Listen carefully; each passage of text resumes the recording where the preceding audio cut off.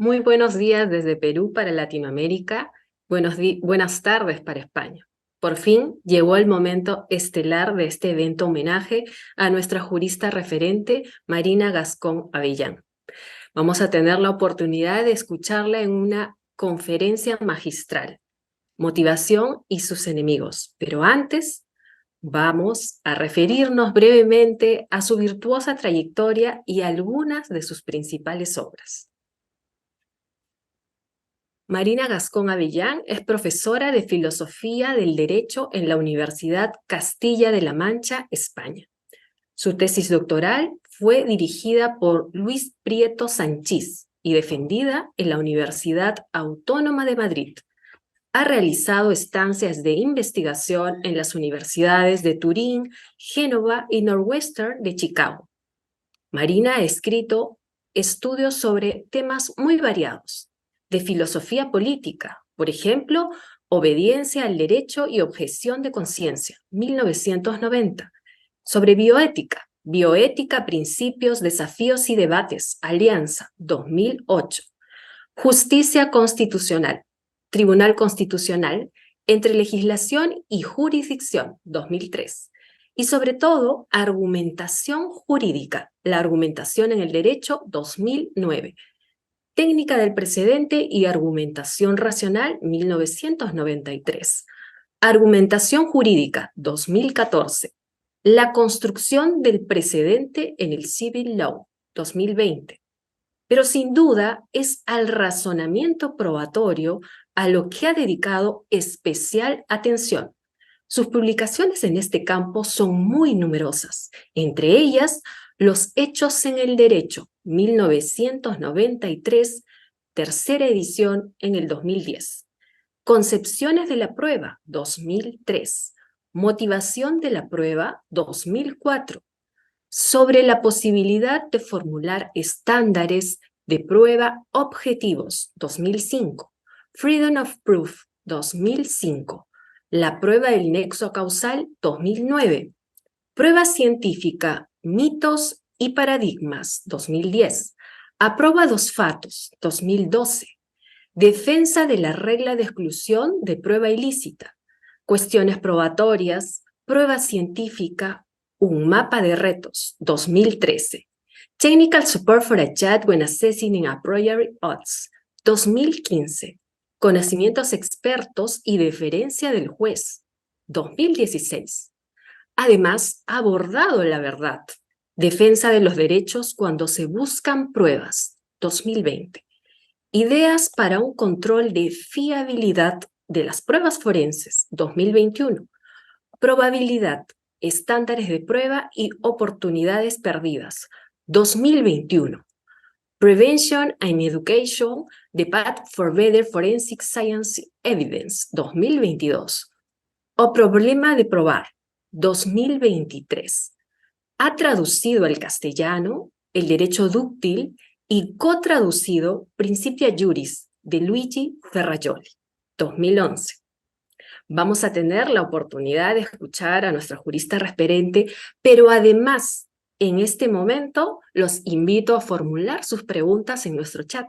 Nuestro equipo seleccionará las preguntas y permitirá que puedan formularlas a viva voz para que nuestra querida Marina pueda responderlas de inmediato. Así es que los invito a formular ya mismo sus preguntas. Antes, me gustaría rescatar lo señalado por el profesor Jordi Ferrer sobre el libro Los Hechos en el Derecho, una obra que inspiró el estudio del razonamiento probatorio y, como pocas, mantiene su vigencia hasta la actualidad. Debido a ello es que la Cátedra de Cultura Jurídica y la Red Latinoamericana de Mujeres rendimos merecido tributo a su obra, inspiradora de muchas generaciones de juristas, apasionados y encendidos debates y cambio de paradigma de nuestros sistemas de justicia.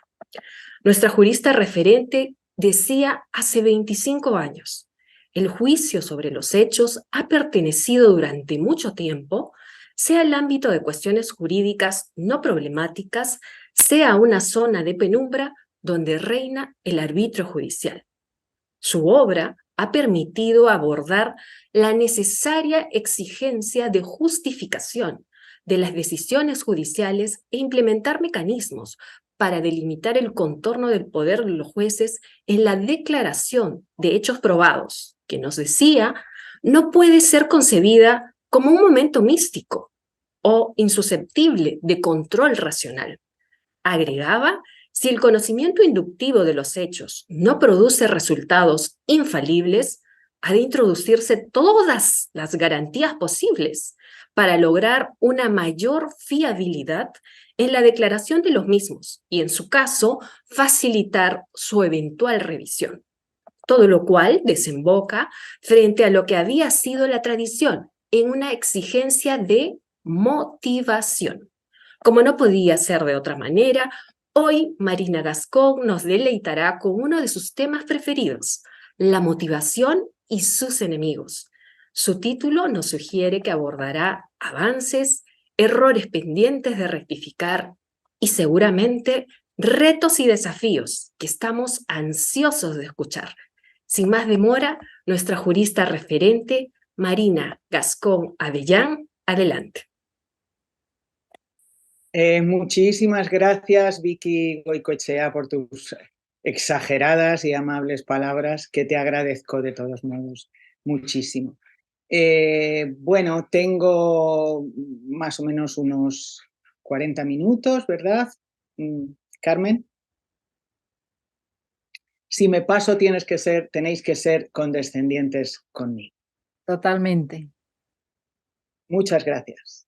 Bueno, mis padres, Felicia y Gaspar, que en su humildad me han enseñado el valor del esfuerzo y el valor por el conocimiento del que a ellos les privó una desgraciada guerra, me han enseñado también que es de buen nacido ser agradecido. Y la verdad es que yo siempre intento serlo.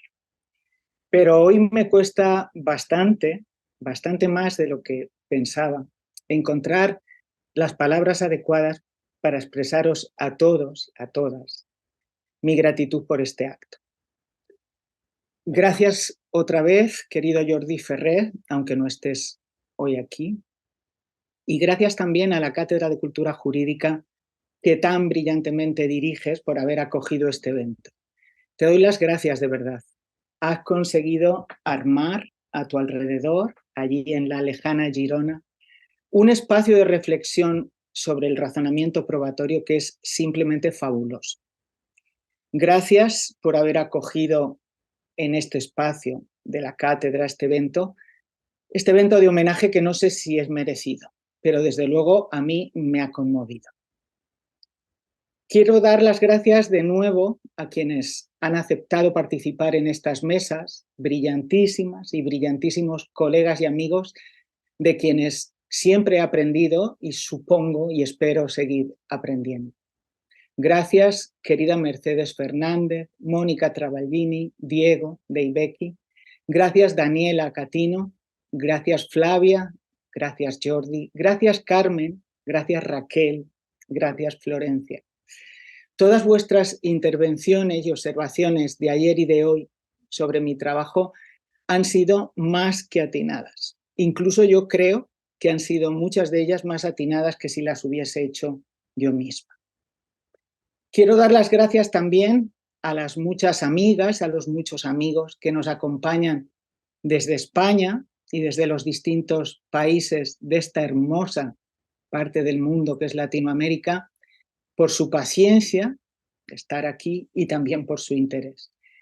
Yo sé que hoy están ahí, aunque no los veo, muchos amigos míos, buenos amigos universitarios, la mayoría, María José Añón, Gema Marcilla, mi querida compañera, Daniel González Lagier, con quien tanto he aprendido también, Ronald Sanabria, Juan Sebastián Fajardo, Luisa Gómez Garrido, mi querida magistrada, y otros muchos que he ido conociendo durante todos estos años en algunos foros, cursos o seminarios de razonamiento probatorio y que han querido también estar hoy aquí y a los que no nombro para que no nos vayamos al domingo. Gracias muy sentidas a todos por hacer este esfuerzo en un sábado. Pero quiero dar hoy, en este contexto, las gracias de manera muy especial y muy sentida a las mujeres impulsoras de este evento.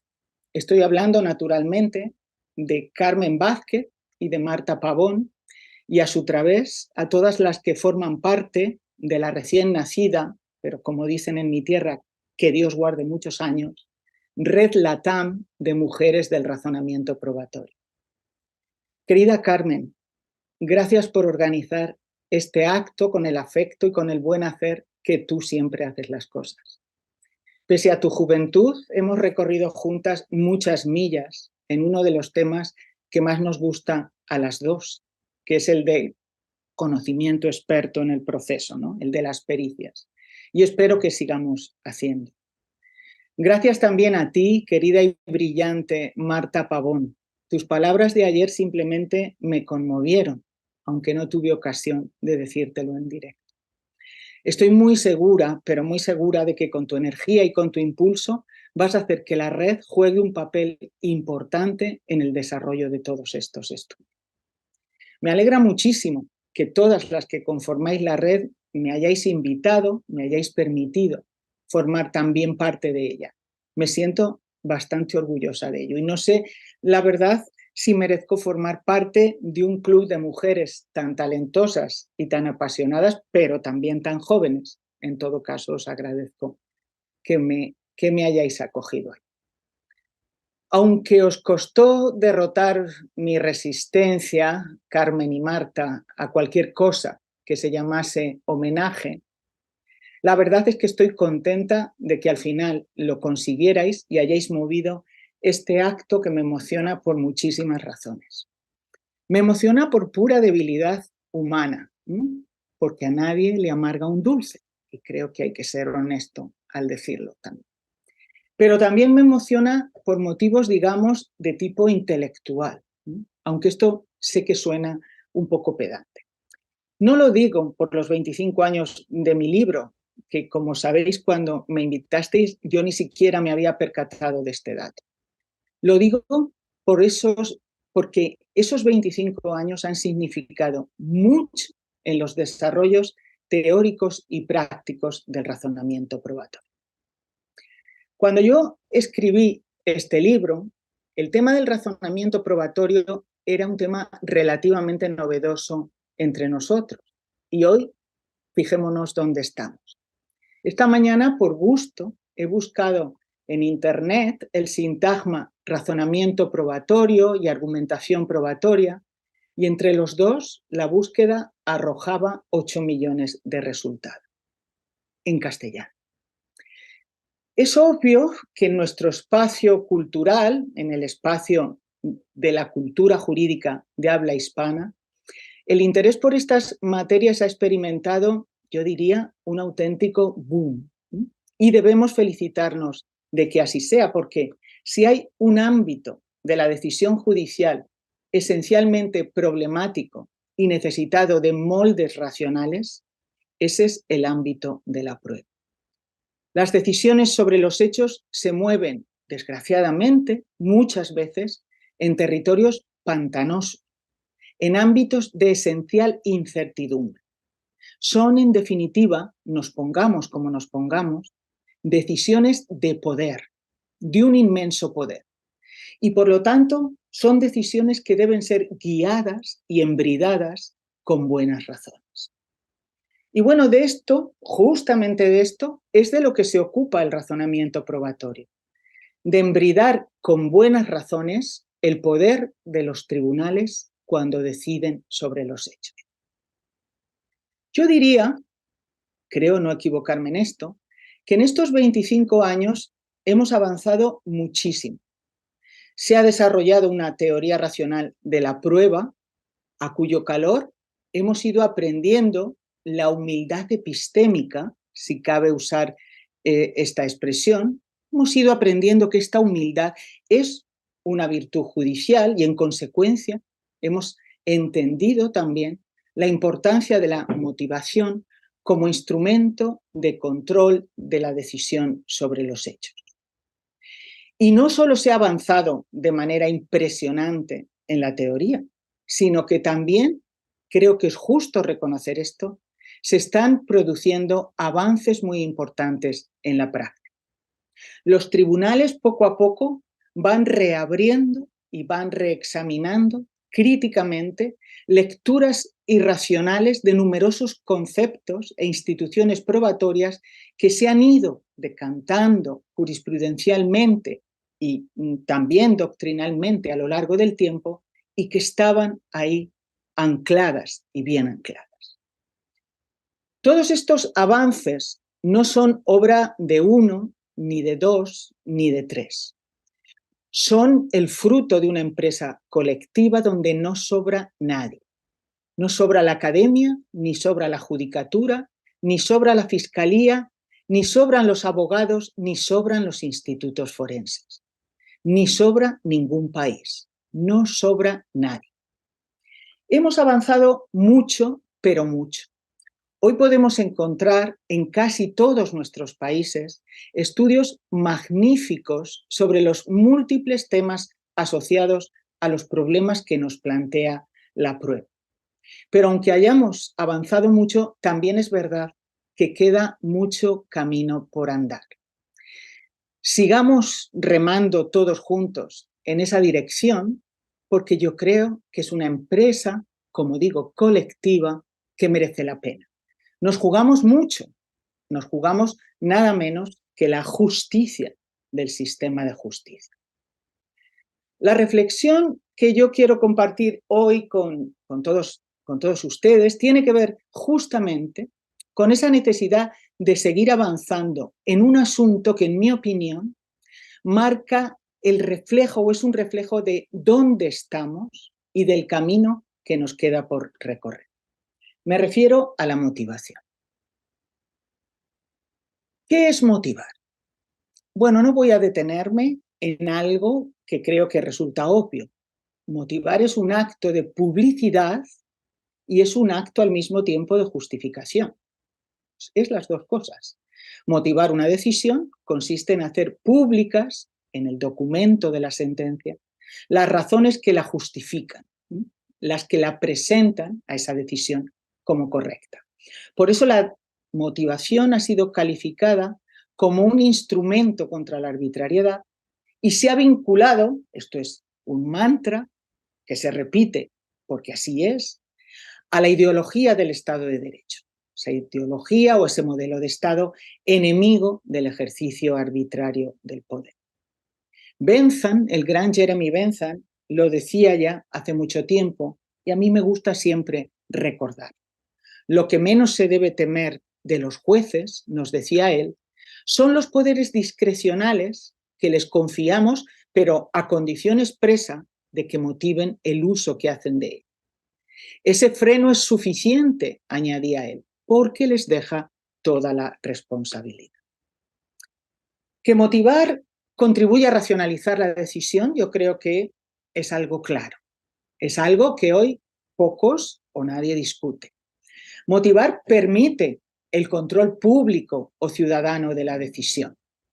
Motivar facilita el control interno o jurídico de la decisión a través del sistema de recursos previsto en cada ordenamiento. Y motivar, ayer lo recordaba Daniela Acatino, y creo que es así, sobre todo coadyuva a racionalizar la propia decisión, a elevar la calidad de la propia decisión. Porque el juez que sabe que deberá motivar su decisión, en vez de dejarse llevar por su subjetividad sin control, estará inclinado a adoptar esa decisión siguiendo criterios racionales que son los únicos que después van a servir y por tanto podrán esgrimir como motivación. Por eso, en cuanto a garantía frente a la arbitrariedad, la obligación de motivar está hoy plenamente asumida en un Estado constitucional. De hecho, los ordenamientos suelen reconocerla, además suelen reconocerla la mayoría, incluso en el nivel constitucional, y desde luego su falta o insuficiencia se suele considerar una violación del debido proceso. o del proceso con todas las garantías, etcétera, como quiera que se llame en cada ordenamiento. Por lo demás, es cierto que tradicionalmente ha habido, y desgraciadamente aún sigue habiendo, una marcada resistencia a motivar la decisión sobre los hechos, como si esa decisión no plantease problemas y, por tanto, ¿para qué motivar? ¿Para qué hacerle perder el tiempo al tribunal? O lo que es peor, como si la decisión sobre hechos fuese un espacio donde puede reinar el poder soberano del tribunal. No me voy a detener en esto, solo quiero recordar aquí que una de las virtudes de los estudios sobre la prueba ha sido precisamente dejar muy claro que la decisión sobre los hechos es, como decía antes, un inmenso ejercicio de poder, que es una decisión que se mueve en el territorio de la incertidumbre, en el de la simple probabilidad, por más alta que esa probabilidad pueda ser. Y que por consiguiente es una decisión que puede y debe ser racionalmente controlada. En suma, lo que quiero decir, antes de adentrarme en el análisis que quiero hacer, es que la motivación es la clave de cierre de una concepción racional de la decisión sobre los hechos. La cuestión entonces es cómo motivar, cómo llevar a cabo en la sentencia ese ejercicio justificatorio. En mi opinión, lo decía ayer también, no hay un solo estilo correcto de motivar, no hay una sola manera de motivar bien. Cada maestrillo tiene su librillo, podría ser la castiza respuesta a esta pregunta. Ahora bien, esto no significa que la motivación pueda ser una especie de reino de taifas donde cada cual pueda hacer lo que quiera.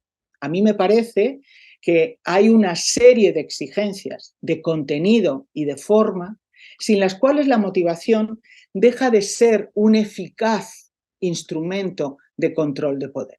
Es decir, sin estas exigencias, la motivación se convierte en un ejercicio retórico vacío, uno de tantos, uno más.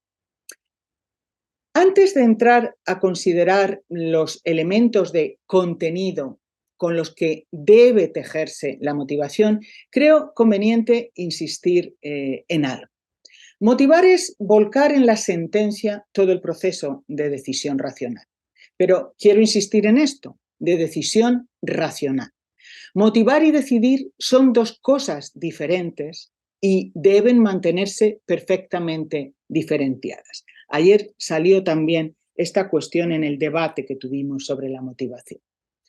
Deben mantenerse diferenciadas, en primer lugar, porque la decisión o en la decisión sobre los hechos pueden impactar, y desafortunadamente suelen impactar, elementos subjetivos o irracionales, las corazonadas, las intuiciones, las emociones, los sesgos de todo tipo y los prejuicios que todos como seres humanos podemos tener, pueden impactar estos elementos en la decisión que, sin embargo, no pueden contar en la motivación como razones justificatorias. Y en segundo lugar, creo que hay que mantener esa distinción porque en la decisión también podrían impactar elementos cognoscitivos jurídicamente inválidos. Por ejemplo, por haber sido obtenidos ilícitamente elementos que tampoco pueden contar como razones justificatorias. Recuerdo la intervención de ayer, la estupenda intervención de Flavia Carbonell sobre esta cuestión. Así que la motivación asume una tarea de depuración de todos estos elementos que eventualmente culminará con el abandono de la decisión inicialmente pensada y con su cambio por otra racionalmente justificable, porque solo pueden contar como motivación las buenas razones epistémicas y jurídicas. Advertido esto, llego a la cuestión central, el contenido de la motivación. Bueno, motivación y decisión racional son, yo creo que puede verse así y debe verse así, dos caras de la misma moneda. Motivar es consignar pormenorizadamente en la sentencia todas las razones que permiten entender como correcta la decisión que se ha tomado. Es decir, consiste en mostrar que la decisión es el resultado de un proceso de valoración y de decisión racional. Bien, pues puesto que decidir sobre los hechos consiste en valorar las pruebas, primero individualmente y luego de manera conjunta, y en decidir si el resultado de esa valoración es suficiente para considerar como probada la hipótesis que estamos sometiendo a prueba, motivar, es decir, hacer público todo ese proceso racional, consiste en dejar constancia de una serie de elementos. Consiste en dejar constancia de los actos de prueba realizados y de los elementos probatorios que nos han proporcionado, es decir, de las informaciones relevantes que cada uno de esos actos de prueba nos ha dado, del valor probatorio que les hemos asignado y de los criterios de valoración que se han utilizado, por qué les asignamos ese valor y cuál es el valor que les asignamos, y del resultado de la valoración conjunta de todos esos elementos. Es decir, hay que dejar constancia también del apoyo o de la probabilidad de esa hipótesis a la luz de todos esos elementos probatorios, y hay que dejar constancia también de los criterios de valoración que hemos utilizado para ello, es decir, de toda la cadena de razonamientos que conducen a partir de ahí a la decisión. Pruebas máximas de experiencia, rasgos que cumple o características que cumple la hipótesis. Y finalmente hay que decir también, hay que expresar también por qué la decisión, por qué estimamos que la decisión adoptada cumple con el estándar de prueba vigente. Estos son los elementos que tienen que estar en la motivación, son los que componen su contenido, aunque, como digo, yo creo que no hay una sola manera correcta o adecuada de trazar, de tejer esta motivación. Pero la motivación, y aquí me quiero detener más, debe cumplir también una serie de requisitos de forma. Recordemos que la obligación de motivar es una garantía frente a arbitrariedad, que su objetivo es evitar que los tribunales ejerzan arbitrariamente el poder que les ha sido delegado, y ello se consigue obligándolos a exponer públicamente las razones que pretendidamente avalan su decisión a fin de permitirnos o de facilitarnos un control sobre las mismas. Por eso creo que una buena motivación, en ella deben concurrir los siguientes requisitos. Primero, debe ser expresa. La motivación es un ejercicio de publicidad, es sobre todo un ejercicio de publicidad y, por tanto, tiene que orientarse a hacer la sentencia o hacer de la sentencia un documento, como dice el querido y admirado también Perfecto Andrés, un documento autosuficiente, un documento que se explique a sí mismo, un documento que le muestre a cualquier lector externo cómo de la actividad probatoria que se ha realizado se llega por vías racionales al relato fáctico resultante. Por tanto, no basta con una motivación sobreentendida o que simplemente remita a las actas o a lo expuesto por otro órgano o tribunal. Debe ser expresa, explícita. En segundo lugar, una motivación, una buena motivación, debe ser un discurso justificatorio. Es decir, un discurso donde se consignen todas las razones y argumentos que permiten entender correcta esa decisión. Quiero decir que no vale la mera explicación basada en motivos que pueden no valer y por tanto no pueden contar como razones justificatorias, ni vale tampoco la coherencia y la plausibilidad de la historia resultante como justificación del mismo. En tercer lugar, la motivación debe ser completa y exhaustiva, es decir, debe contener la exposición y la valoración individual y ordenada de todas las pruebas practicadas, pero de todas las pruebas, no solamente de las pruebas que versan directamente sobre un hecho principal, sino también de aquellas otras pruebas que versan sobre la comprobación de un hecho secundario cuando este hecho secundario constituye una premisa para establecer la verdad del hecho principal. Y sobre todo, y aquí insistiría especialmente, no solamente se deben esgrimir las pruebas que estime el tribunal conducentes a la decisión, sino también aquellas otras que, de ser valoradas positivamente, hubiesen conducido a una decisión distinta. Por ejemplo, en una sentencia condenatoria debe justificarse también por qué no se han atendido las pruebas exculpatorias. Y en una sentencia absolutoria hay que justificar también por qué no se les ha dado el suficiente crédito a las pruebas de cargo.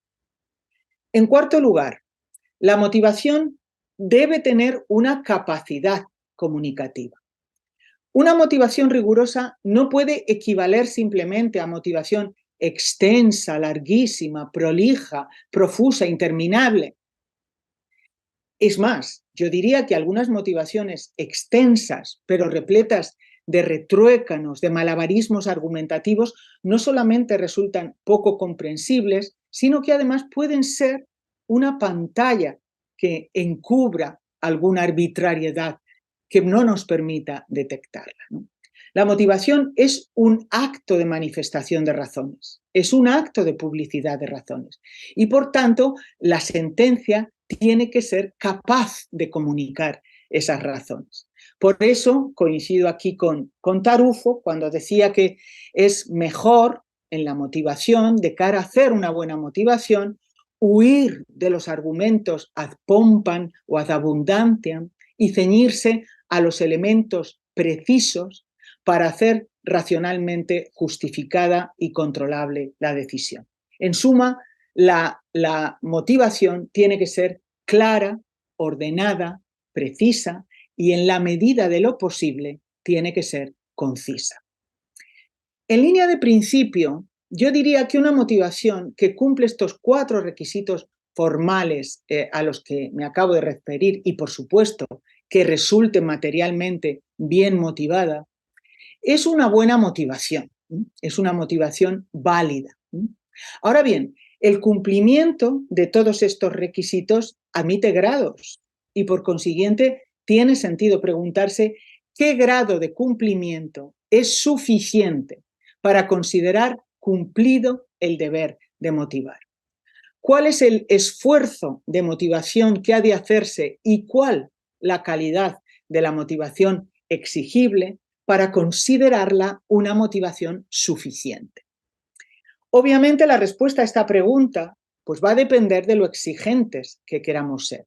Es decir, va a depender de cada sistema concreto, que posiblemente marcará niveles de suficiencia diferentes dependiendo del tipo de decisión o del estándar de prueba exigido.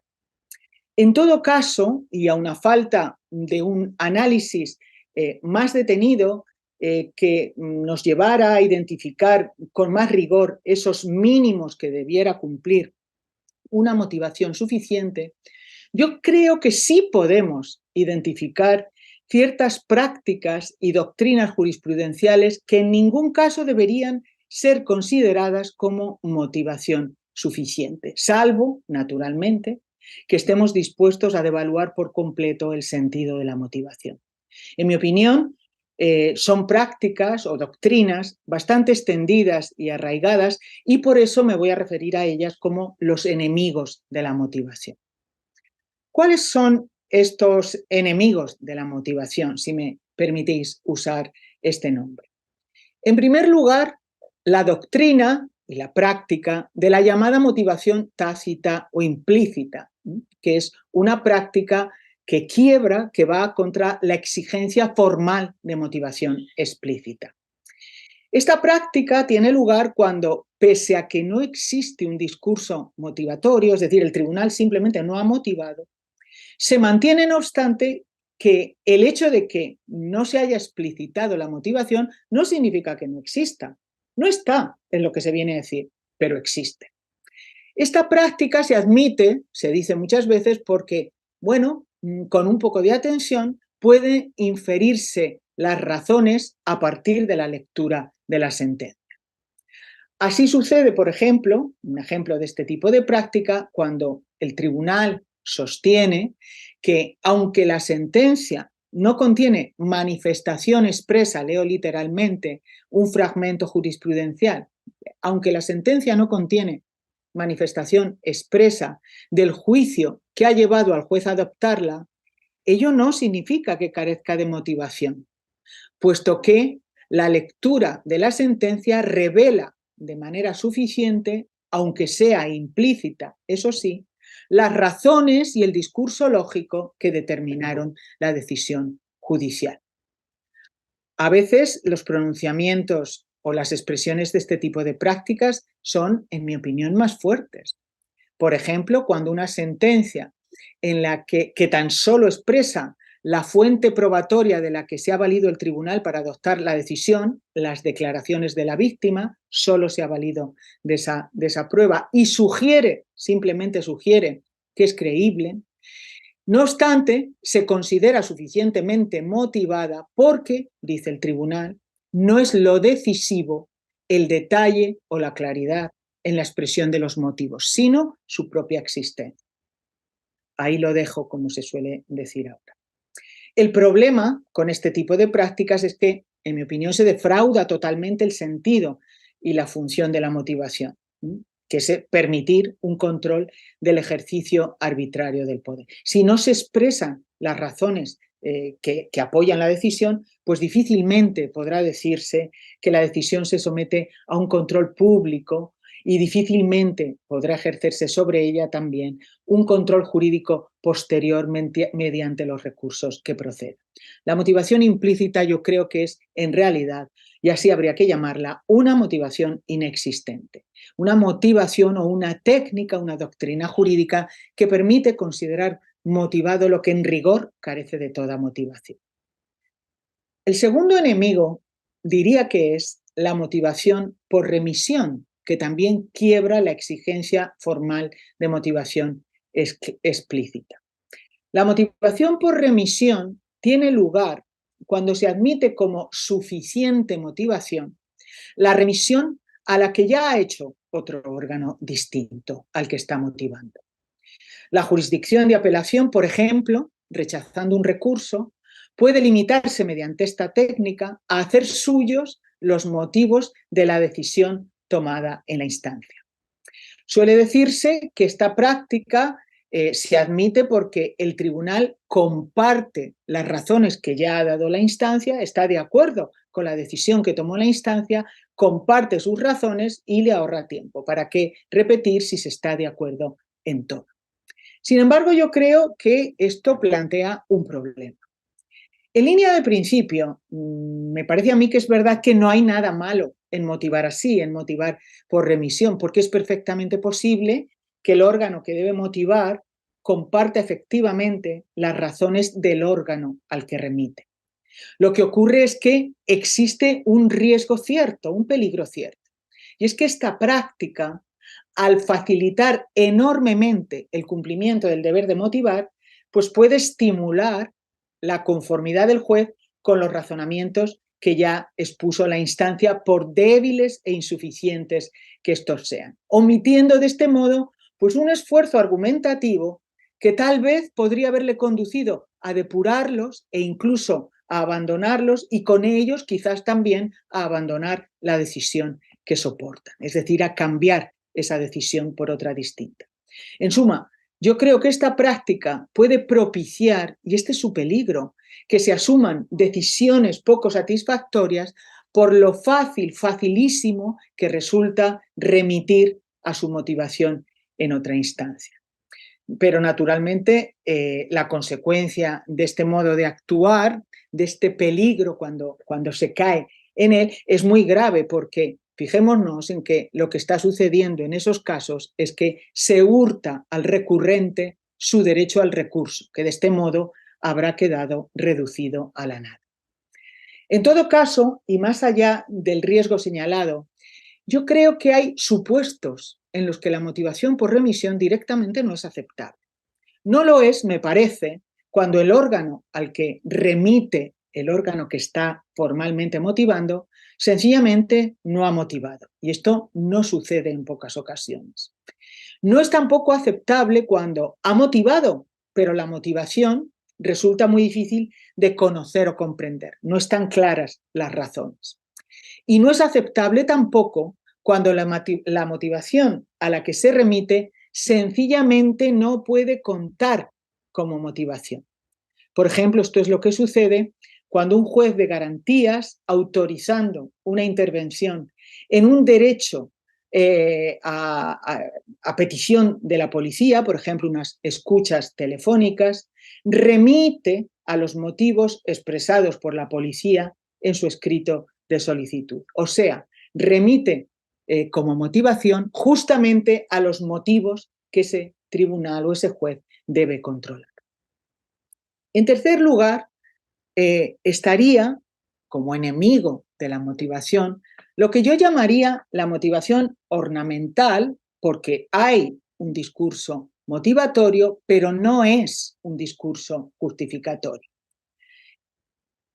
Dentro de esta motivación ornamental incluiría la motivación explicativa, la motivación que confunde justificar con explicar y que tiene lugar cuando el tribunal opta simplemente por decir por qué él decidió así, verbalizando, por ejemplo, pues elementos emotivos, pasionales o meras intuiciones que movieron a los jueces. Esto tiene lugar no muy frecuentemente, pero a veces sí lo lee uno aún, cuando el tribunal, por ejemplo, dice: este tribunal ha alcanzado la convicción de que esto ha sido así o asá porque es intuitivamente evidente o porque el testimonio dramático de la víctima ha llevado a este tribunal al convencimiento íntimo de que tal y tal cosa, su historia es conmovedora y el tribunal ha llegado a la íntima convicción o tiene la certeza moral de que las cosas son de una manera o de otra. El problema de este tipo de motivación es que esto no son razones, sino motivos. El tribunal no justifica, sino que simplemente explica. Y por tanto no puede contar como una auténtica motivación. O tiene lugar también este ornamento, este simple ornamento de motivación, cuando se recurre a lo que algunos denominan la técnica del relato. El tribunal, en lugar de realizar primero una valoración individualizada y pormenorizada de todas las pruebas que se han practicado y una valoración conjunta de todas ellas después, en vez de hacer esto, recurre directamente a la valoración conjunta de la prueba o esgrime retóricamente el principio de la valoración conjunta de la prueba para terminar haciendo un relato genérico de los hechos probados sin razonar adecuadamente las vías racionales por las que la prueba se ha conseguido. Se suele admitir esta técnica como justificación suficiente pues por la coherencia y la verosimilitud del relato y desde luego por sus indudables capacidades retóricas. Pero el problema es que un solo relato, por narrativamente coherente y verosímil que éste sea, no justifica nada. El relato estará justificado cuando se justifique la verdad de las afirmaciones que lo componen. De otro modo, no. Así que el recurso al relato como resultado de apelar directa y retóricamente, diría, a la valoración conjunta, no es al final más que un subterfugio formal que hace pasar por discurso justificatorio lo que en rigor no lo es. El cuarto de los enemigos de la motivación que citaría es lo que yo llamaría, si se me permite, la motivación por recorte o por selección de pruebas, que va en contra, esta práctica, de las exigencias de motivación completa y exhaustiva y derivadamente también de que la motivación termine siendo un discurso con capacidad justificatoria. Esta práctica, la motivación por selección, tiene lugar cuando se consideran suficientemente motivadas aquellas decisiones en las que el juez solo da razones de por qué se han atendido las pruebas que directamente apoyan la decisión, pero sin indicar al propio tiempo cuáles son las razones por las que se han rechazado o sencillamente no se han atendido otras pruebas que, de haber sido valoradas positivamente por el tribunal, le hubiesen conducido a una decisión distinta. El argumentario que sostiene esta práctica es muy profuso y también muy vago. Suele decirse que esta práctica es permisible porque la motivación o el derecho a la motivación no implica la obligación del juez de dar cuenta de la valoración de todas y cada una de las pruebas practicadas, que el deber de motivar no impone un razonamiento exhaustivo y pormenorizado, ni obliga a que todas y cada una de las pruebas aportadas por las partes al litigio hayan de ser objeto de un análisis explícito y diferenciado. Que no es necesaria, se dice, una expresión detallada de todo el cuadro probatorio, sino solamente de las razones que directamente apoyan la decisión. Que la motivación, se dice otras veces, puede ser lacónica, escueta o poco intensa. O en definitiva, se dice también que no tenemos un derecho a una motivación extensa, sino a una motivación suficiente. El problema se advierte, me parece a mí, fácilmente, y es que si permitimos este recorte o esta selección de pruebas por parte del tribunal a efectos de la motivación, estamos permitiendo burlar el sentido de la motivación. De nada sirve que le exijamos motivación a un tribunal si luego le permitimos la selección a efectos justificatorios de las pruebas, porque le va a resultar muy fácil al juez, al tribunal, excluir de la motivación las pruebas relevantes cuyos resultados no coincidan o contrasten con la reconstrucción de los hechos que se pretende justificar. Esta es una de las prácticas, en mi opinión, más dañinas, más perversas de la motivación y habría que abandonarla. En quinto lugar, uno de los enemigos, de los mayores enemigos de la motivación es lo que podríamos decir la exigencia de motivación debilitada o no rigurosa de la prueba directa, que va también contra la exigencia formal de motivación completa y exhaustiva y también derivadamente contra la exigencia de hacer de la motivación un auténtico discurso justificatorio. Lo que se sostiene aquí es lo siguiente. Aunque el deber de motivar exhaustivamente es un deber incuestionable cuando se trata de prueba indirecta o indiciaria, porque se dice a la prueba se llega aquí mediante razonamientos a partir de indicios que por tanto deben ser explicitados y controlados porque como razonamos nos podemos equivocar.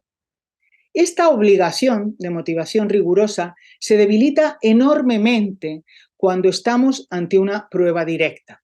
La declaración, por ejemplo, de un testigo sobre el hecho principal que se está sometiendo a prueba. Más aún, lo que se viene a decir es que cuando la prueba es directa, una motivación exhaustiva no solo no es exigible, sino que es que resulta incluso imposible de hacer. Y por consiguiente, nos tenemos que conformar con una simple referencia a su valoración, con un decir, el tribunal ha valorado y ha llegado a la convicción de tal cosa.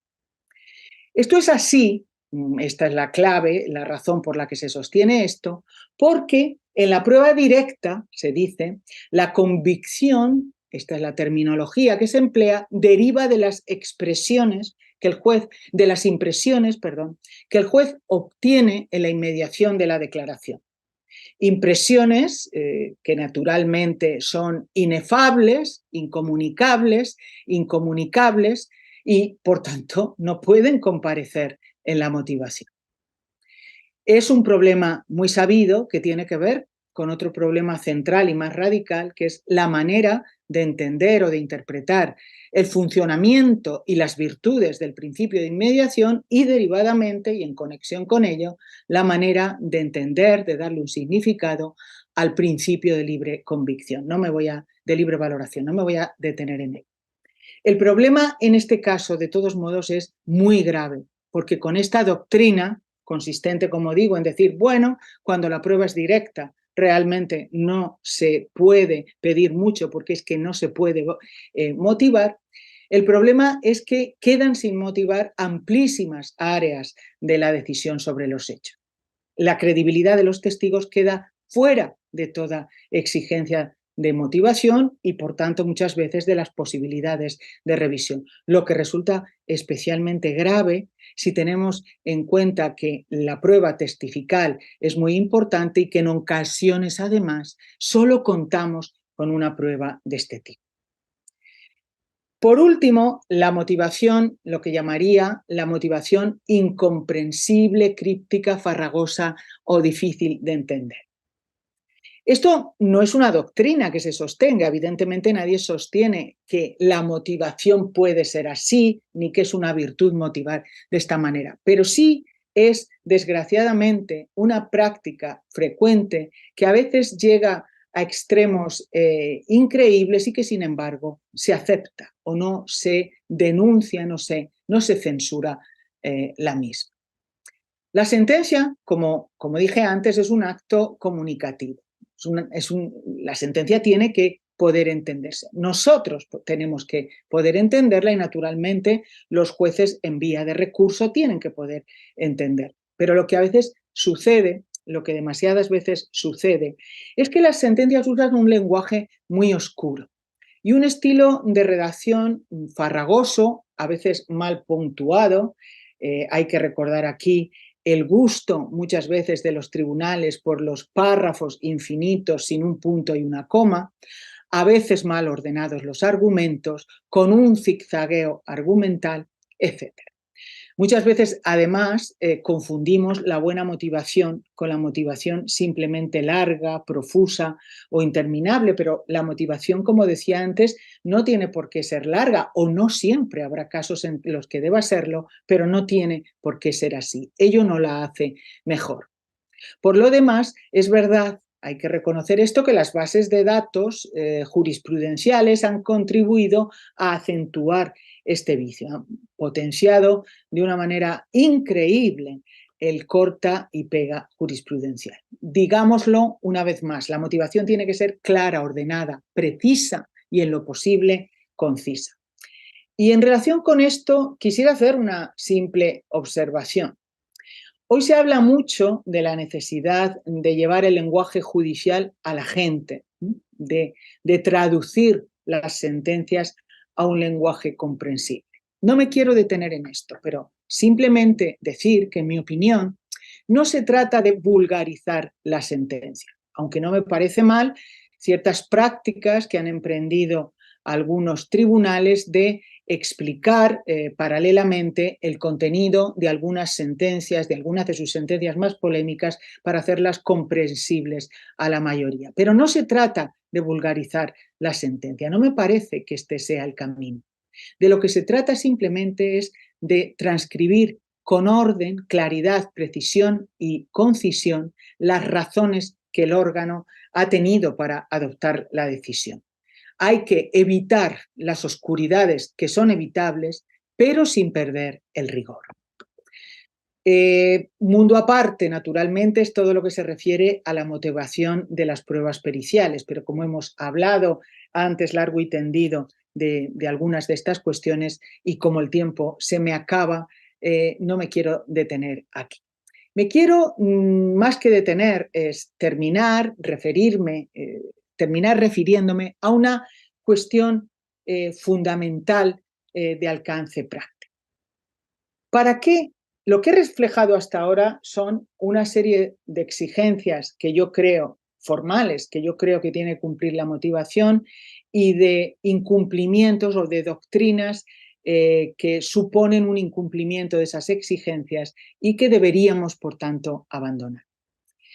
Pero podríamos preguntar, ¿para qué exigimos a los jueces que motiven bien sus resoluciones? ¿Para qué ese empeño en decir, hay que motivar bien, hay que motivar cumpliendo todos estos requisitos y no de cualquier manera? Si exigimos que se motive bien, será por algo importante, quiero decir, para conseguir algún fin elevado.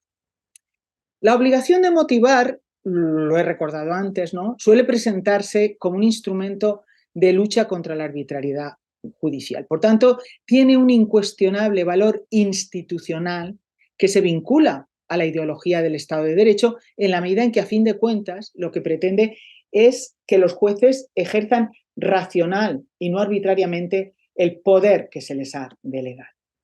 Pero claro, si esto fuese, si solo fuera esto, si solo les pidiésemos a los jueces que motivasen por esto, pues habría que calificar, creo yo, a la motivación más bien como un instrumento al servicio de la virtud judicial. Los jueces que motivan bien podrían ser calificados como buenos jueces, jueces virtuosos, jueces que en definitiva actúan bien y hacen bien lo que deben hacer, y ahí quedaría todo. Pero naturalmente esto no es así. Si exigimos que se motive bien, no es solamente para evitar que el tribunal actúe arbitrariamente, que por supuesto directamente esto es lo que exigimos, sino también indirectamente para garantizar el acierto judicial, que a fin de cuentas es lo que más importa. Si me interesa poner énfasis en este punto, es para destacar la importancia práctica y garantista, y no solamente institucional, del deber de motivar. Una importancia que podría quizás quedar oscurecida a la vista de una idea muy reiterada últimamente en la jurisprudencia sobre el deber de motivar. Me refiero a lo siguiente. Al mismo tiempo que nuestros tribunales y cortes constitucionales han ido recordando la importancia del deber de motivar y su vinculación al debido proceso, han ido recordando también, y hoy esto se repite como un mantra, que el derecho a la motivación no comprende el derecho al acierto judicial y que por consiguiente, bajo la pretensión de que una decisión esté bien motivada, no puede incluirse subrepticiamente la pretensión de que el tribunal dicte una decisión distinta o más acertada. En definitiva, da la impresión o puede dar la impresión de que motivar bien y acertar fuesen cosas totalmente diferentes y desconectadas entre sí. Pero me gustaría terminar con una observación al respecto. El empeño de los tribunales constitucionales y también muchas veces de los de casación, que también insisten machaconamente en esta idea, el empeño de los tribunales, de estos altos tribunales, en dejar clara esta distinción entre motivar y acertar, tiene como principal objetivo, pues, deslindar las competencias entre la jurisdicción constitucional y la ordinaria para evitar que cualquier sentencia con cuyo fondo no estemos de acuerdo podamos impugnarla ante la Corte Constitucional por insuficiente motivación. Lo que quieren dejar claro, en definitiva, es que no se puede aprovechar un recurso que está pensado para la defensa del derecho constitucional a la motivación para, de paso, intentar conseguir en esa sede constitucional o en sede casacional la decisión de fondo que el recurrente considera acertada. Y bueno, que esto es correcto, que esta afirmación es correcta, a mí me parece que tiene poca discusión, es decir, la comparto plenamente. Ahora bien, esto no significa que entre obligación de motivar y acierto judicial no exista ninguna relación. De hecho, creo que sí que existe una relación. Es verdad que motivar bien la decisión y acertar con ella son cosas diferentes. Es verdad que una decisión puede estar bien motivada y podría discutirse aún su contenido, y al contrario, una decisión puede estar mal motivada y sin embargo podría estarse de acuerdo, ¿no?, con su contenido. Esto es verdad. Pero también es verdad, me parece a mí, que una buena motivación facilita enormemente el funcionamiento de los recursos. Lo hace mucho más ágil y eficaz. Y en esta medida es una garantía más en el proceso recursivo de búsqueda del acierto judicial. Y al final, como decía antes, me parece a mí que eso es lo que más nos importa a todos, acertar. Por eso no debemos bajar la guardia en este tipo de cuestiones. Si queremos que nuestros sistemas llamados de justicia sean eso, sistemas de justicia, si queremos minimizar el riesgo de que se cometa un error judicial, entre otras cosas, entre otras muchas cosas, debemos también ser exigentes con el cumplimiento del deber de motivar. Muchas gracias por su atención.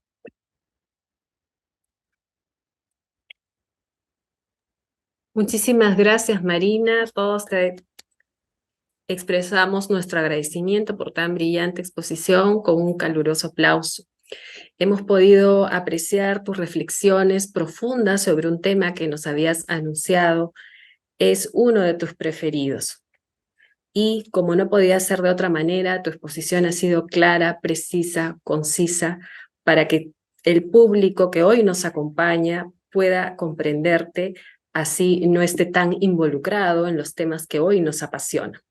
Me gustaría rescatar el mapa que nos has dejado sobre los enemigos de la motivación. Sin duda que la práctica judicial de quienes somos litigantes nos ha llevado muy de cerca de los ejemplos que tú mencionabas en cada una de esas doctrinas perniciosas que llamabas y que sin duda tus reflexiones nos permiten poner el ojo de atención para estar muy atentos y ejercer nuestro derecho recursivo para defender esa garantía, ese instrumento de control judicial para propender a decisiones racionales, que es lo que busca un sistema de justicia.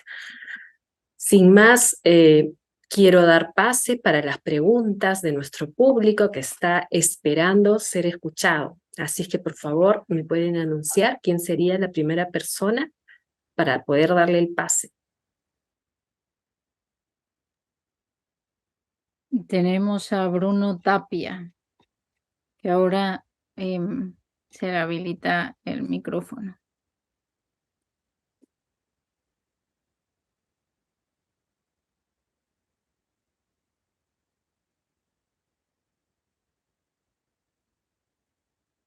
Bruno.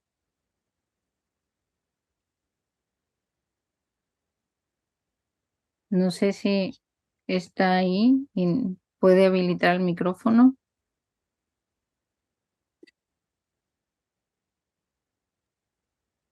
A lo mejor ha puesto algo por el chat. A ver, voy a leer. Ha puesto algo por el chat, sí. No lo sé, digo que a lo mejor. Sí, Marina, lo ha puesto, por eso le dimos la palabra, pero no sé si no puede activar su micrófono, pero si quieres leer, te leo la pregunta o la puedes leer tú en el chat de preguntas y respuestas. A ver, dice Bruno Tapia, ¿no? Sí. ¿Puede la motivación explicativa estar cubierta en la figura de las presunciones? Pienso puntualmente en los problemas del daño moral, donde se alega en la judicatura de los hechos se desprende que ha sufrido. No se requiere prueba alguna. Bueno, Bruno, muchas gracias por tu pregunta. A ver, que creo haberla entendido bien. Lo que pasa es que induce un poco, la manera en cómo lo has formulado me ha inducido al principio a confusión, porque hablaba si pueden incluirse las presunciones, y uno por presunciones entiende otra cuestión. Lo que quieres decir es si puede considerarse como una motivación puramente explicativa aquellas motivaciones en las que el tribunal no dice nada, realmente no motiva, sino que simplemente dice de los hechos se desprende que ha sufrido. Bueno, pues yo diría que esto es pura y simplemente una ausencia de motivación, porque no dice nada. Motivar es aportar razones, es intentar mínimamente hacer un discurso explicativo. Hay que intentar pergeñar algo, ¿no? Otra cosa es si nos parece más o menos convincente o sólido ese discurso, ¿no? Pero en el ejemplo que tú pones, yo diría que es un caso en los que el tribunal simplemente no motiva. De los hechos se desprende que ha sufrido. Bueno, pues no ha motivado usted, no ha dicho por qué de los hechos se desprende que ha sufrido, que es lo que habría que justificar, ¿no? Habría que motivar. Pero gracias, Bruno, por tu pregunta. Gracias. Flavia tenía una pregunta. Sí, muchísimas gracias, Marina, por esta conferencia. También estoy muy de acuerdo con Vicky, que siempre es un placer, ¿no?, escuchar con tanta claridad cuestiones y sencillez, ¿no?, cuestiones que son fundamentales desde el punto de vista de la justificación de las decisiones judiciales. A mí me parece entonces que esta idea de requisitos formales de la motivación es una idea, digamos, macro, y pensando en el panel también sobre motivación del día de ayer, son reglas formales y generales de motivación que luego debiesen entonces combinarse, si te he entendido bien, con otros requisitos que por ahí dijiste que serían requisitos sustantivos, ¿no? Requisitos sustantivos que entendería yo se refieren a los requisitos de motivación que son propios por una parte de la premisa normativa y por otra parte de la premisa fáctica, o en otros términos, como conversábamos ayer, requisitos de racionalidad de estas decisiones interpretativas y requisitos de racionalidad de las decisiones probatorias, que se someten entonces a reglas y a criterios distintos, ¿no? Entonces, quisiera simplemente como petición de complementación de lo que decías, pedirte una aclaración sobre esto. Y respecto de la última cuestión, también acá en nuestro país a veces se ha intentado o se ha dicho esto que dices tú, ¿no? El derecho a la motivación no incluye el derecho al acierto judicial, y también algunas veces, pero no siempre, esto ha ido de la mano con intentar resolver de alguna manera estos conflictos de competencia entre la justicia constitucional y la justicia ordinaria, en el sentido de no recurrir a la justicia constitucional como una manera de saltarse la cadena recursiva que el ordenamiento procesal establece, ¿no? Pero también en algunos casos se ha producido esta misma idea dentro de la misma justicia ordinaria, ¿no?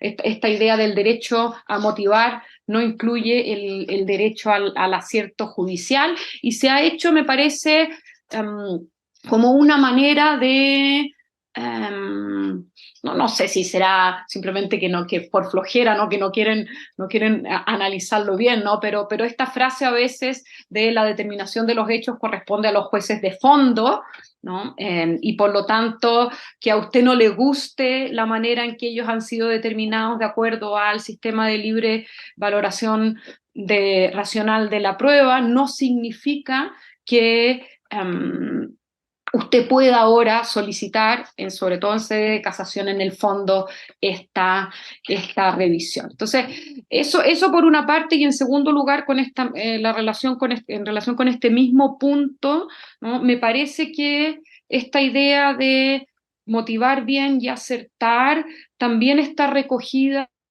cuando varios autores, entre ellos también Jordi Ferrer, han mostrado la distinción entre aciertos y errores inferenciales y aciertos y errores materiales, ¿no? Entonces, en algún sentido, si bien hay una relación, y yo estaría de acuerdo en eso,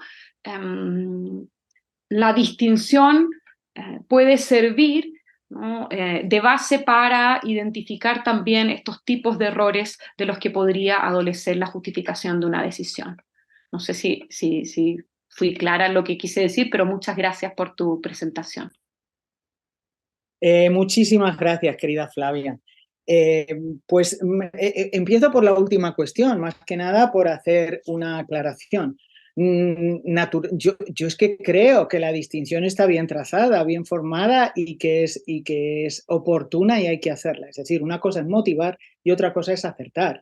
Creo que está bien en hacerla y por supuesto, todos quienes estudian o se están abriendo ahora en ese estudio también tan importante que tenemos aún pendiente de los errores judiciales, lo ponen claramente de relieve. Es verdad, una cosa es motivar la decisión y otra cosa es que la decisión sea acertada, sea correcta, sea conforme a derecho, vamos a decirlo así. Yo también estoy de acuerdo. Lo que decía simplemente es que en la medida en que esta decisión, que es recordada, reiterada muchísimo por las altas cortes, y que ese recuerdo tiene que ver, porque para ellos naturalmente tiene que ver con una cuestión de competencias, con disuadir a los abogados de que recurran una decisión con la que no están de acuerdo en el fondo, valiéndose simplemente de los recursos, de las vías recursivas que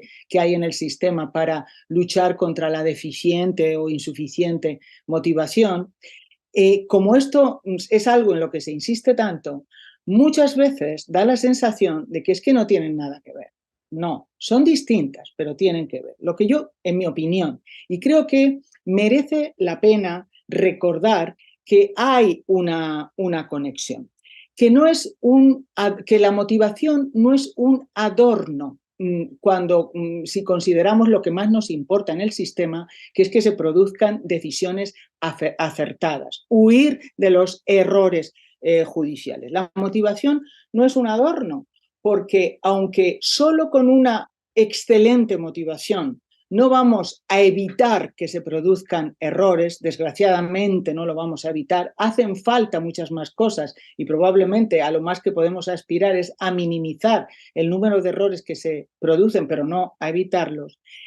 Como se insiste tanto en esto, yo quiero dejar claro, o me gusta dejar claro, que no es un adorno desde el punto de vista de la lucha contra el error, de la búsqueda del acierto judicial, porque una buena motivación es una motivación que hace más ágil, más acertado el funcionamiento del sistema de recursos, que los recursos funcionan mejor, en general esto es así, cuando las sentencias están bien motivadas. Y en esa medida creo que, no cumple simplemente o no tiene simplemente el valor de una especie de garantía, el valor institucional de una garantía contra la arbitrariedad en el ejercicio del Poder Judicial, sino que tiene también el valor importantísimo de una garantía profunda por el acierto judicial. Es un paso más, un elemento más en la búsqueda del acierto judicial. Es simplemente lo que yo quería decir. No que no comparta la distinción, que es una distinción conceptualmente inobjetable y que hay que hacer también por otras razones. Y luego decías, Flavia, lo de los requisitos formales.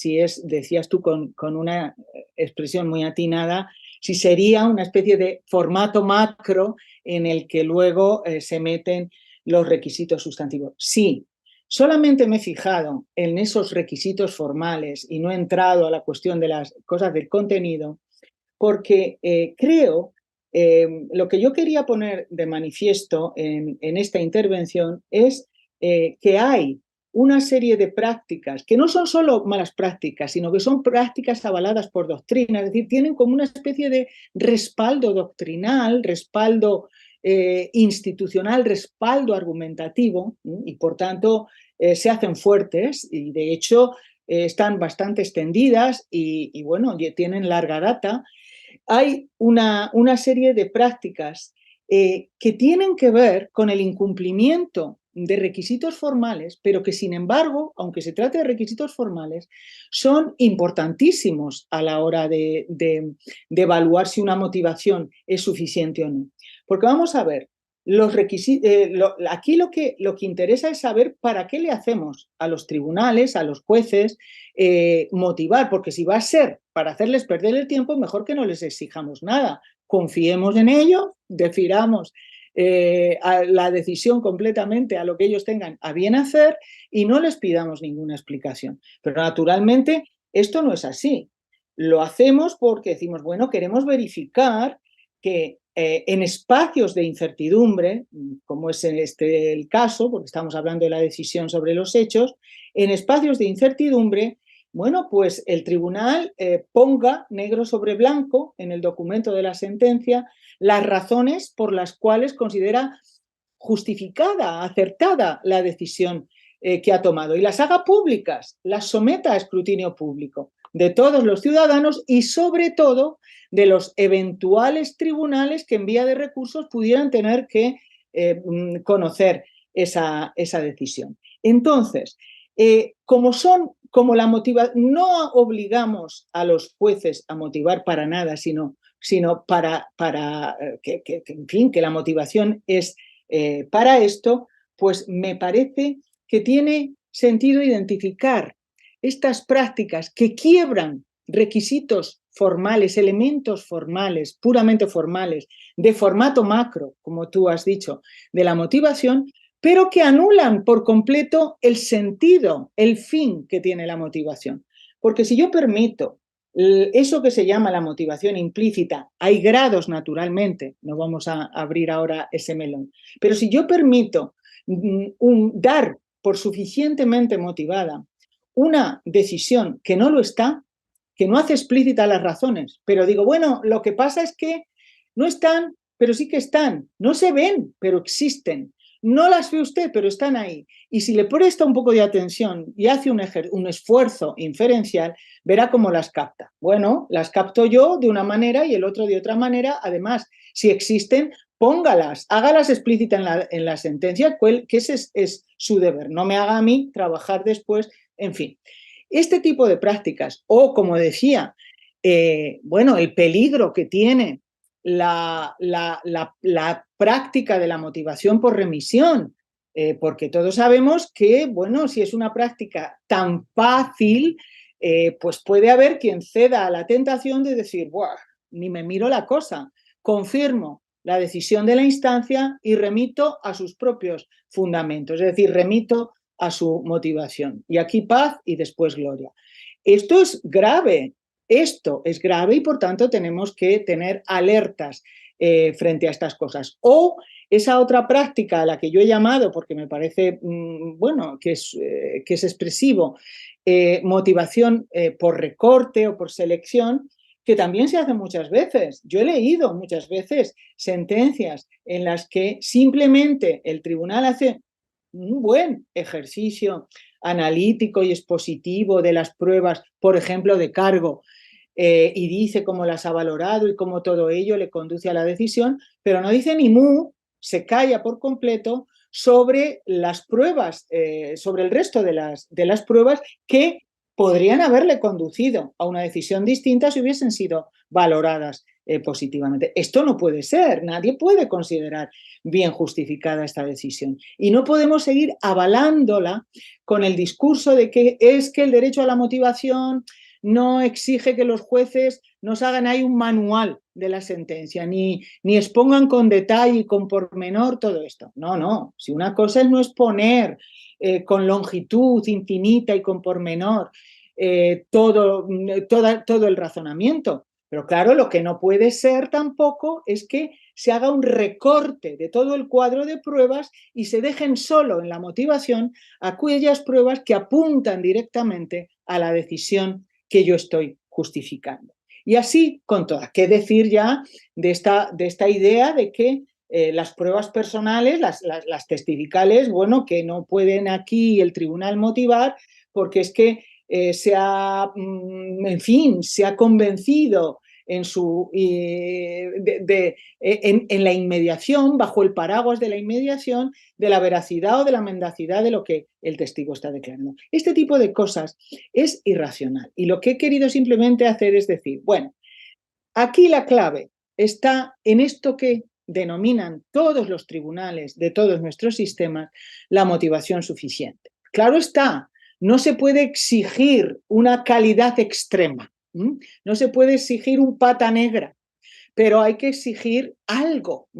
Y los tribunales utilizan la expresión casi todos de motivación suficiente. Pero la pregunta es, bueno, ¿y qué es eso de la motivación suficiente? Porque es verdad que el cumplimiento de todas estas de todos estos elementos admite grados, igual que admite grados el cumplimiento de los elementos de contenido. O sea, si examinamos la motivación en su contenido, también podríamos distinguir entre excelentes motivaciones, malísimas motivaciones y luego toda una gradación de motivaciones intermedias. Pero los tribunales dicen, yo creo con buen acierto, no hay que exigir la virtud motivatoria máxima, hay que exigir la suficiencia. Pero la clave está en la suficiencia. ¿Qué consideramos suficiente? Bueno, depende de el tipo de decisiones ante las que estemos, depende de lo exigentes que queremos ser. Y en esto va a variar de sistema en sistema y probablemente también de jurisdicción en jurisdicción, ¿no? Esto es otra cuestión que sería objeto de otro debate. Pero sí creo que hay prácticas de la motivación, que es a las que les he llamado los enemigos, que no tienen un pase, que no pasan un filtro. Es decir, que más allá de que tengamos pendiente el trabajo de decir cuándo consideramos suficiente la motivación, estas prácticas claramente, para mí, no pueden ser consideradas motivación suficiente. Y además, cuando las permitimos, pues lo que estamos haciendo es convertir al deber de motivar pues en retórica parda, ¿no? En nada.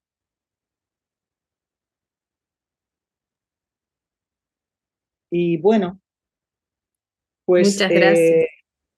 si no hay más preguntas, quisiera despedirme dando de nuevo las gracias a todo el mundo, a los que han asistido ahí a través de la red y a los que habéis organizado y participado en todas estas mesas de debate interesantísimas. Gracias, Carmen, gracias. A través tuyo se lo digo también a la Cátedra de Cultura Jurídica otra vez. Y gracias muy, muy, muy sentidas y felicitaciones a la neonata Red Latam de Mujeres del Razonamiento Probatorio. Muchas gracias a todos. Muchas gracias, Marina, nuevamente por compartirnos todas tus reflexiones. A continuación, damos pase a Gisela Santangelo para el cierre y a nuestra profesora Carmen Vázquez. Adelante. Bueno, muchas gracias, Vicky. Buenas tardes a todos y a todas. Mi nombre es Gisela Santangelo, soy integrante de la Red Latinoamericana de Mujeres en Derecho Procesal y Razonamiento Probatorio. Hemos llegado al final de este maravilloso evento en el que tuvimos el lujo de conmemorar el trabajo de Marina Gascón Avellán a propósito de los 25 años de los hechos en el derecho, bases argumentales de la prueba. Una jornada con excelentes exposiciones, enriquecedores debates y sobre todo mayores preguntas y disparadores que nos invitan a seguir reflexionando sobre temas de suma actualidad y necesidad, tanto para la teoría como para la práctica del razonamiento probatorio. Queremos agradecerles a todas las personas que se sumaron al evento, que lo han seguido con tanta atención e interés. También queremos darle las gracias a todos y a todas las ponentes que han compartido sus ideas y han debatido con Marina sobre los diferentes tópicos que han marcado la agenda de este encuentro. A su vez, queremos destacar la colaboración de quienes se sumaron con los videos de apertura de cada una de las mesas que compusieron esta jornada. Hemos contado con participaciones provenientes de Chile, México, España, Argentina, Perú, Brasil, Uruguay y Colombia. Esa diversidad pone de relieve el impacto y el alcance que ha tenido el trabajo de Marina, como también la cantidad de profesionales comprometidos y comprometidas con el razonamiento probatorio en diferentes puntos territoriales, algo que celebramos y que queremos que siga expandiéndose. Principalmente desde la red, queremos agradecerle a la Cátedra de Cultura Jurídica y especialmente a la profesora Carmen Vázquez por habernos compartido la idea de coorganizar un evento en donde podamos celebrar a una académica de excelencia como lo es Marina Gascón Avellán, quien ha sido una referencia para las integrantes de nuestra red y que nos ha marcado un camino como estudiantes y profesionales. Me gustaría remarcar una cuestión a la que ha hecho referencia Marta Pavón, nuestra presidenta, al inicio de este congreso, y es la necesidad de celebrar y destacar los trabajos de mujeres referentes en materia de derecho probatorio. En varias ocasiones, desde la red, advertimos que muchas jornadas académicas se llevan a cabo únicamente con paneles compuestos por varones, o bien que las mujeres quedan relegadas al mero rol de moderadoras. Lo mismo ocurre con las publicaciones. Advertimos trabajos que solo priorizan las referencias bibliográficas de varones, ignorando así la existencia de mujeres expertas y con trabajos de excelente calidad. Y aunque decir esto parezca una obviedad, resulta necesario remarcar que existen muchas mujeres sumamente formadas y que deberían estar ocupando mayores espacios en el ámbito académico y profesional. Muestra de ello es este evento. Desde la red estamos sumamente comprometidas en poder seguir contribuyendo a que se visibilice cada vez más el trabajo de las mujeres en el ámbito del derecho procesal y el razonamiento probatorio. Por eso queremos agradecerle a Carmen y a la cátedra por habernos propuesto la realización de este evento tan magnífico y por haber trabajado conjuntamente para que cada una de las mesas cuente con expositores y expositoras de excelente formación académica y profesional, cuyas voces son fundamentales para el debate de temas como los que quisimos tratar en este encuentro. Por último, pero lo más importante, queremos agradecerle a Marina por haber aceptado la realización de este evento con tanta predisposición, humildad y calidez. Para nosotras es un orgullo y un honor poder celebrarla y conmemorar tantos años de trabajo, como así también su obra, que ya es de lectura obligatoria para quienes transitamos los caminos del razonamiento probatorio. Así que muchas gracias, Marina, de parte de toda esta red de mujeres que además tiene el lujo de contar contigo como parte del Consejo Consultivo. Te agradecemos por inspirarnos con tu trabajo y tu compromiso. Esperamos que esto sea solo el inicio de nuevos proyectos en los que podamos contar contigo, tus consejos y tu guía. Finalmente, como adelanto, les quería compartir que ya tenemos el segundo evento de la red, que será sobre prueba testifical. Será en el mes de marzo de 2024, y próximamente estaremos compartiendo más información en nuestra página web y nuestras redes sociales. Así que los invitamos y las invitamos a seguirnos y a suscribirse a través de nuestro sitio web. Nos pueden encontrar en www.redlatammujeres.org y en redes como Red Mujeres DPRP. Perdón, me tocó la parte de todos los anuncios web informáticos y de redes sociales, así que tenía que pasarles, por favor, no sé si lo pueden ver en el chat, pero bueno, les compartimos estos sitios y redes sociales para que puedan seguirnos y estar al tanto de las novedades, tanto de los próximos eventos como también acceder a las publicaciones que hacemos a través de la red. Y a quienes deseen formar parte de la red o publicar con nosotras, en la página también pueden encontrar la información para poder sumarse o bien enviar sus trabajos. Por último, les queremos recordar que pueden volver a ver el evento completo a través de los canales de YouTube, tanto de la Cátedra de Cultura Jurídica como de la Red Latinoamericana de Mujeres en Derecho Procesal y Razonamiento Probatorio. Y ahora sí, en honor a la brevedad, les voy a dejar el cierre final de este congreso con la querida profesora Carmen Vázquez. Muchas gracias. Muchas gracias, Gisela. Bueno, Marina, llegamos al final de lo que nosotros hemos llamado el no homenaje a Marina.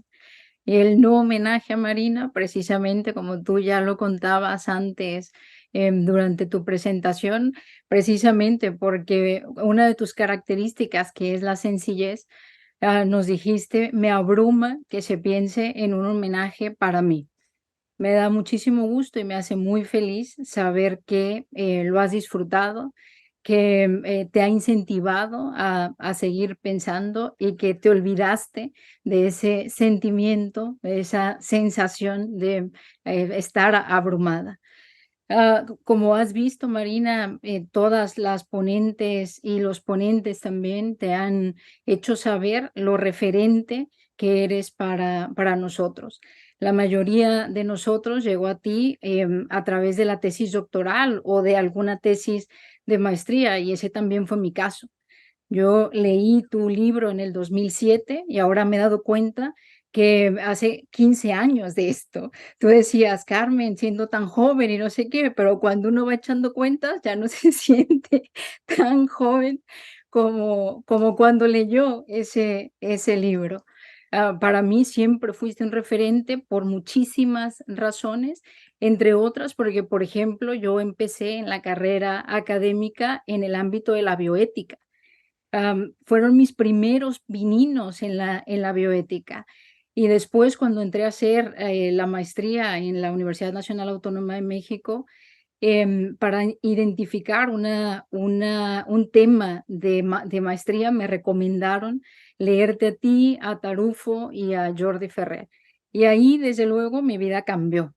Y tú fuiste una referente porque tú te has dedicado a temas de bioética, vienes de ahí, bueno, vas y vienes en la bioética, tu tesis doctoral fue en esa materia y ahora evidentemente pues eres una autora de enorme referencia en razonamiento probatorio. Así que incluso en eso siempre fuiste un espejo para mí. Yo te conocí personalmente en el 2008 en uno de los congresos de filosofía analítica en Alicante y recuerdo mi sensación, yo tenía 25 años en ese momento Y la sensación de estar compartiendo mesa con Marina Gascón, Michele Tarufo y Jordi Ferrer era brutal, ¿no? No me lo esperaba después de haberte leído. Y tú siempre me has hecho sentir la mar de cómoda, porque además de ser tan sencilla, tienes una calidez tan grande que pese a ese escenario en el que para mí era un escenario que me quedaba muy grande, me hiciste sentir muy acogida en ese momento. Y lo has hecho en todo el camino que, como tú has dicho, he tenido el placer de recorrer contigo. Tú estuviste en la defensa de mi tesis doctoral, fuiste uno de los miembros en esa defensa, y yo recuerdo estar súper nerviosa al llegar en esa defensa, al llegar a la sala, y la primera persona que vi fuiste tú. Y tú lo primero que hiciste fue abrir tus brazos y abrazarme y decirme felicidades, qué bien, qué buen trabajo. Y eso en un momento así también fue agua de santo, digamos, tranquilizarse de los nervios en esa situación. Y el último año, el año pasado, pues también formaste parte del tribunal de mi plaza en la Universidad de Girona. Igual, siempre con la misma calidez, la misma sencillez y desde luego la agudeza que te caracteriza. Porque en tus preguntas, tanto en la defensa de mi tesis doctoral como en el concurso de la plaza de la universidad, o cuando nos hemos encontrado en diferentes escenarios académicos, tus preguntas son las preguntas. Y por todo ello, pues yo te tengo una estima personal muy grande, pero desde luego también pues eres una gran referente, no solamente para mí, ya te lo hicieron saber muchas otras personas y otras tantas que han escrito en el chat. Has jugado ese rol tan importante para la gente joven, para las mujeres que nos queremos o hemos querido dedicarnos a la academia y a este tipo de temas. Y por eso, muchísimas gracias y muchísimas felicidades por este 25 aniversario de tu libro. Que vengan muchos años más. Felicitaciones. Muchas gracias a todas. Gracias a todas. Muchísimas gracias.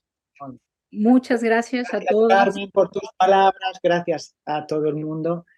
Bueno, ha sido unos seminarios fabulosos. Os lo agradezco muchísimo. Bueno, he disfrutado y he aprendido, que es de lo que se... Nosotros también. Muchísimas Muy gracias a todas las personas que nos han acompañado en estos 2 días. Ya Gisela lo advertía antes, el seminario ha sido grabado en su totalidad, así que estará próximamente disponible para que lo vuelvan a consultar o para aquellas personas que no han podido acompañarnos. Muy buenas tardes o muy buenos días, depende de donde nos vean, a todos y a todas, y muchísimas gracias por su compañía. Hasta luego. Hasta luego. Hasta luego, Carmen. Adiós, Vicky, Flavia. Abrazo. Gisela, Hasta Mónica, luego, muchas gracias. Marta, Gracias, Marina. hasta luego.